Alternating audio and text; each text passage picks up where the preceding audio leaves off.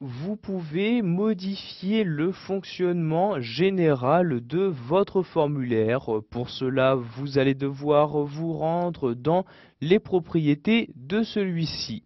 Donc, pour afficher les propriétés d'un formulaire, vous vous rendez en haut à droite de l'onglet Création et vous cliquez ici sur Feuille de propriétés.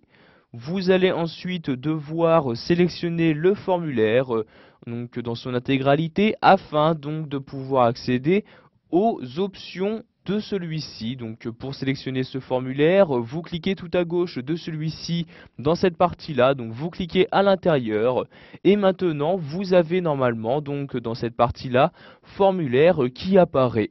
Ce qui veut donc dire que vous accédez maintenant aux options donc réservées pour le formulaire. Donc ces options, vous avez la possibilité de les catégoriser, par exemple pour n'afficher que celles correspondant au format. Je clique donc pour cela sur l'onglet format et je vais donc par exemple pouvoir choisir d'insérer une image en arrière-plan du formulaire. Donc pour insérer une image, il me suffit de cliquer ici donc dans ce champ-là. Je vais ensuite choisir soit dans ce menu donc déroulant, soit en cliquant sur ce bouton-là et dans l'explorateur Windows, donc l'image que je souhaite utiliser. Donc je peux choisir de mettre en mosaïque l'image, son alignement, etc. Je peux également choisir d'ajuster automatiquement donc la taille de mon formulaire à l'écran en cliquant ici sur ce bouton-là. Donc ici, vous voyez que la valeur actuelle est oui. Si je ne souhaite pas l'ajuster à l'écran, je clique sur la flèche et je clique sur non comme ceci. Vous pouvez également choisir donc quelle légende de navigation vous souhaitez insérer en cliquant dans cette partie-là et en saisissant à l'aide de votre clavier donc cette légende de navigation.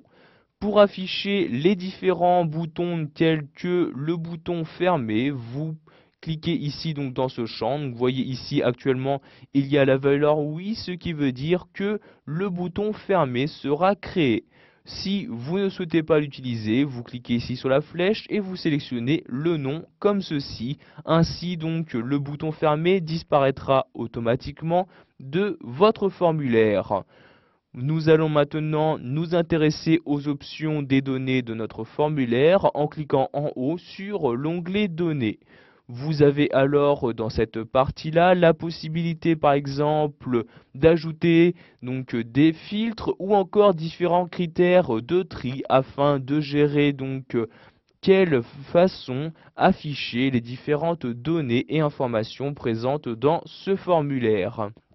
Vous pouvez également autoriser ou non différentes modifications de votre formulaire. Si par exemple vous souhaitez donc interdire à l'utilisateur de supprimer des contrôles ou d'autres informations, vous cliquez ici dans cette partie-là, vous sélectionnez ici la flèche en cliquant dessus et vous cliquez sur non comme ceci.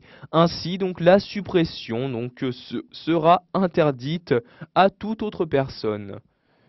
Nous allons maintenant nous intéresser aux différents événements qu'il est possible d'insérer sur votre formulaire. En cliquant ici sur événements, vous avez donc ici les différentes actions possibles. Donc, par exemple, après une mise à jour du formulaire, lors d'une insertion d'une information, quand vous double-cliquez, etc.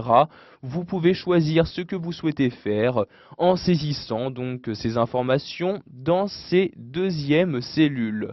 Enfin, nous allons cliquer ici sur l'onglet Autres comme ceci pour accéder donc aux autres options ne se trouvant pas donc dans les différentes catégories. Vous pouvez par exemple choisir d'utiliser une barre d'outils, d'autoriser le menu contextuel, etc., etc. Une fois ces différentes informations modifiées dans les propriétés, vous cliquez donc sur cette croix-là pour fermer la feuille des propriétés et ainsi revenir à votre formulaire. Voilà, vous avez appris dans cette vidéo formation à modifier les propriétés d'un formulaire sous Access 2010.